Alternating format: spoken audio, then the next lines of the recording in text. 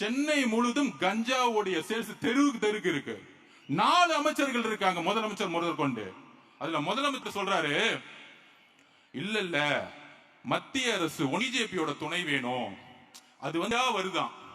அந்த கடல் யார் கண்ட்ரோல் இருக்குன்னா ஒன்றிய அரசு கண்ட்ரோல் இருக்கான். ஐயா முதலமைச்சர் ஸ்டாலின் அவர்களே, கடல் வழியா வரட்டும், ரோடு வழியா தானே சேல்ஸ் பண்ணிட்டு இருக்காங்க. ரோடு உன் கண்ட்ரோல தான் இருக்கு. உன் டிஜிபி என்ன பண்ணிட்டு இருக்காரு, கமிஷனர் என்ன பண்ணிட்டு இருக்காரு, இன்ஸ்பெக்டர் என்ன பண்ணிட்டு இருக்காரு, உன் கவுன்சிலர் என்ன பண்ணிட்டு இருக்காரு, மாவட்ட செயலர் என்ன பண்ணிட்டு இருக்காரு, எம்எல்ஏ என்ன பண்ணிட்டு இருக்காரு, ஒண்ணும் பண்ணல. கேட்டா ஒரு மீட்டிங் போட்டு கஞ்சா சேல்ஸ் இல்லன்னு இங்க இருக்க மாசு சொல்லிட்டு இருக்காரு. இதுக்கு ஒரு அமைச்சர், அதுல வேற உட்கார்ந்து ஹெல்த் டிபார்ட்மெண்ட்.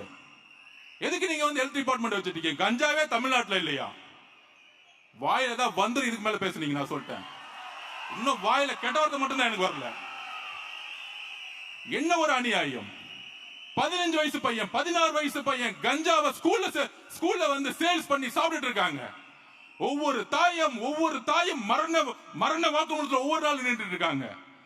60,000 கோடி ரூபாய் நீங்க சேல்ஸ் இன்க்ரீஸ் பண்ணிட்டீங்க.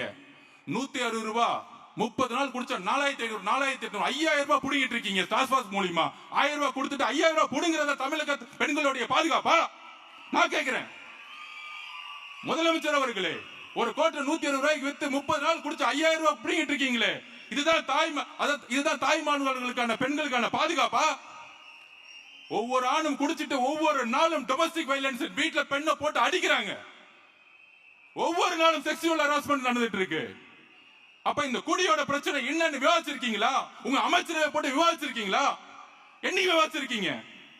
நிர்வாக மாற்றம் ஏன் வேணும் தெரியுமா? இதுக்குதான் வேணும். 60,000 கோடி டாஸ்மாக் சேல்ஸ் கம்மி பண்ணணும். கஞ்சாவை தூக்கி எறியணும்.